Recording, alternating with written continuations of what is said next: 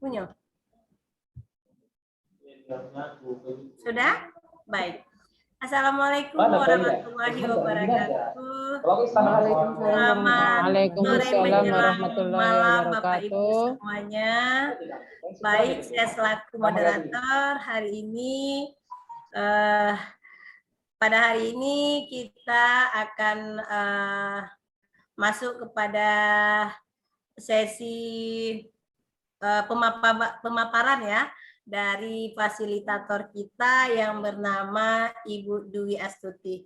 Baik, kepada Ibu kami persilakan. Terima kasih Ibu Eva yang sudah mempersilahkan saya untuk memaparkan presentasi saya. Sebelum kita mulai, kita tepuk semangat dulu ya Bu ya. Semuanya ikutin saya. Tepuk semangat. Semangat. Semangat. Bisa ya Ibu? Ya, kita sekali lagi. Tepuk semangat. Oke. Tepuk semangat. Semangat.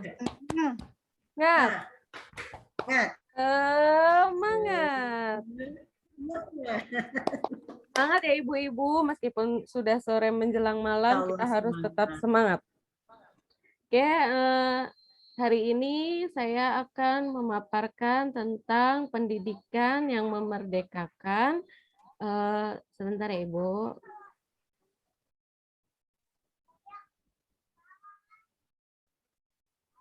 Sudah muncul presentasi saya belum Ibu? Sudah.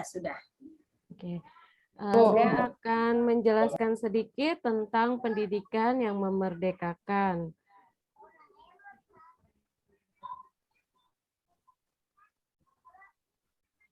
Apa pendapat Bapak dan Ibu tentang pendidikan? Siapa yang bisa menjelaskan tentang pendidikan? Boleh Bu Dermilan, Bu Eva, atau Bu Meli yang bisa menjelaskan tentang pendidikan? Pendidikan itu suatu perubahan ya, Bu Dwi. Perubahan, iya boleh Ibu. Bu Eva atau Bu Dermilan, ada yang bisa menambahkan? Boleh, Bu. Pendidikan itu adalah suatu ilmu pengetahuan yang didapat seseorang yang untuk membawakan seseorang itu mengarah kepada kehidupan yang lebih bagus. Terima kasih Bu Dermilan. Saya lanjutkan ya. Pendidikan adalah tempat persemaian segala benih-benih kebudayaan yang hidup dalam masyarakat kebangsaan. Pendidikan adalah menuntun segala kodrat yang ada pada peserta didik agar mereka dapat mencapai keselamatan dan kebahagiaan yang setinggi-tingginya baik sebagai manusia maupun sebagai anggota masyarakat. Nah, sekarang pendidikan yang memerdekakan. Pendidikan yang memerdekakan adalah pendidikan yang merdeka prosesnya dan merdeka pula produknya. Pendidikan yang memerdekakan adalah kebebasan bagi peserta didik untuk mengarahkan dirinya sendiri, mengenali pengetahuan dan bakatnya, serta mampu tumbuh dan berkembang. Filosofi pendidikan yang memerdekakan. Pendidikan merdeka itu berdaya upaya dengan sengaja untuk memajukan hidup, tumbuhnya budi pekerti, rasa, pikiran, dan roh, dan badan anak dengan jalan pengajaran, teladan dan pembiasaan, jangan disertai perintah dan paksaan. Seperti semboyan pendidikan Ki Hajar Dewantara adalah ing ngarso sung tulada, ing madya mangun karso, tut uri handayani, yang artinya di depan seorang pendidik harus bisa menjadi teladan, di tengah murid pendidik harus bisa memberikan ide, dan di belakang seorang pendidik harus bisa memberikan dorongan. Kerangka perubahan Ki Hajar Dewantara. Ada 3 hal yang diciptakan Ki Hajar Dewantara. Yang pertama, kodrat keadaan. Kodrat keadaan itu dibagi menjadi 2, Yang pertama, kodrat alam. Sifatnya pokok tiap-tiap kebudayaan adalah universal. Nah, bentuknya kodrat alam itu kebudayaan berbeda-beda sesuai dengan kodrat alamnya. Nah, yang kedua adalah kodrat zaman. Kodrat zaman isinya kebudayaan timbul karena pengaruh zaman yang ditempati masyarakat. Iramanya kebudayaan adalah cara menggunakan segala unsur kebudayaan. Kedua, prinsip perubahan. Prinsip perubahan itu ada 3 yang disebut juga asas trikon. Yang pertama, tricontinuities, yaitu pertukaran suatu kebudayaan dengan kebudayaan lainnya harus kontinu dengan alam kebudayaannya sendiri. Yang kedua, konvergensi, yaitu pertukaran kebudayaan mengarah pada kesatuan dengan alam universal. Ketiga, konsentris, sebuah kebudayaan memiliki satu titik pusat dengan alam-alam kebudayaan sedunia, tetapi masih memiliki garis lingkungan sendiri-sendiri. Maaf, yang ketiga, budi pekerti. Budi pekerti itu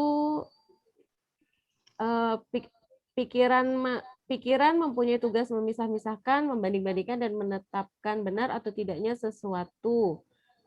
Dan kemauan adalah keinginan yang sudah tetap dan pasti, tinggal melaksanakannya saja. Kemudian relevansi filosofi pendidikan. Relevansi filosofi pendidikan Ki Hajar Dewantara yaitu keharusan untuk memandang anak dengan rasa hormat dan berorientasi pada anak, dan tujuan pendidikan itu adalah berfokus pada peserta didik. Refleksi. Ki Hajar Dewantara mengatakan seorang tani yang menanam padi misalnya hanya dapat menuntun tumbuhnya padi meskipun ia dapat memperbaiki pertumbuhan tanamannya itu, ia tak akan dapat mengganti kodrat irodatnya. Misalnya, ia tak akan dapat menjadikan padi yang ditanamnya itu tumbuh sebagai jagung. Selain itu, ia tidak dapat memelihara tanaman padi tersebut seperti halnya memelihara tanaman kedelai ataupun tanaman lainnya.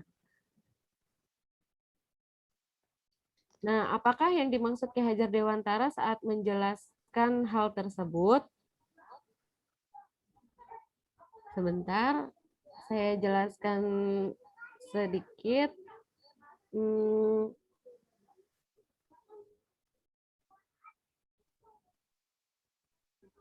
Maaf ya Ibu, saya sambil baca soalnya, jadi saya menjelaskannya agak lama. Nah, bisa dijelaskan pendidikan itu adalah tuntunan di dalam hidup peserta didik. Jadi apabila kalau kita lihat nih, padi tidak akan tumbuh menjadi jagung. Jadi kalau anak itu kemampuannya di bidang keterampilan, anak akan lebih berfokus, maksudnya lebih berprestasi di bagian keterampilan. Seperti itu ya Ibu-ibu ya. Terus pengajaran sesuai dengan capaian atau tingkat kemampuan merupakan sebuah pendekatan belajar yang mengacu pada tingkatan capaian atau kemampuan peserta didik. Seringkali disebut juga sebagai teaching at the right level. Kemudian pendekatan pembelajaran ini tidak mengacu pada tingkatan kelas. Pembelajaran dibuat disesuaikan dengan capaian, tingkat kemampuan, kebutuhan peserta didik untuk mencapai capaian pembelajaran yang diharapkan. Ini adalah bentuk implementasi yang sesuai dengan filosofi pendidikan Ki Hajar Dewantara, dengan memperhatikan capaian, tingkat kemampuan, kebutuhan peserta didik sebagai acuan untuk merancang pembelajaran. Maka kita melakukan segala upaya kita untuk berpusat pada peserta didik. Tips untuk mengenal peserta didik, yang pertama menjadi teladan, yang kedua masuk dalam dunia mereka, ketiga jadilah sahabat bagi peserta didik, keempat mengenal peserta didik lebih dalam. Baik, itulah pemaparan dari saya. Apabila Ibu-ibu ada yang ingin bertanya atau menambahkan, mungkin silakan dipersilakan.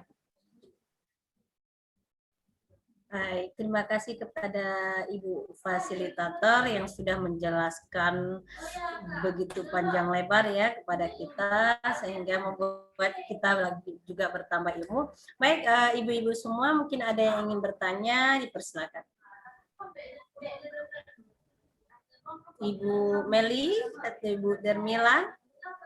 Ya, coba tadi prinsip pembelajaran dari Ki Hajar Dewantara itu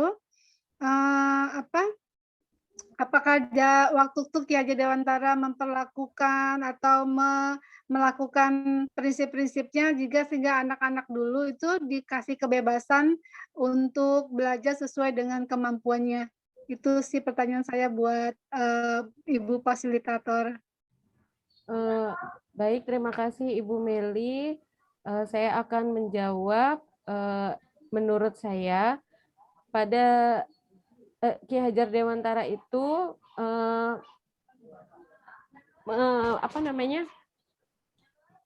lebih mengedepankan untuk tidak memaksa anak atau belajar sesuai kemampuannya atau keinginannya. Maka pada saat zaman dulu itu Ki Hajar Dewantara itu menerapkan pembelajaran seperti itu. Begitu Ibu Meli. Baik, terima kasih Bu Dwi Ya, Ibu atas Meli. jawabannya. Terima kasih. Baik, udah kali Bu Eva. Lagi, oke, nggak ada lagi dari Ibu Dermilan mungkin ada? Bu Dermilan mungkin mau menambahkan? Silahkan Bu Dermilan. Ya. Oke, saya rasa sudah ya? pas Bu. Sudah ada Pak Dewi, sudah pas, saya rasa cukup ya Bu. Baik. Bu Terima Dermilan. kasih kepada Ibu Fasilitator yang sudah menjelaskan tentang pendidikan yang memerdekakan kepada kita semua. Mudah-mudahan ini bermanfaat. Terima kasih juga kepada ibu-ibu peserta pelatihan semuanya. Kita akhiri sampai di sini. Assalamualaikum warahmatullahi wabarakatuh. Waalaikumsalam warahmatullahi Terima kasih Ibu wabarakatuh. Eva, Ibu Dermilan, dan Ibu Meli. Sama-sama. Sama-sama. Oke, sama-sama.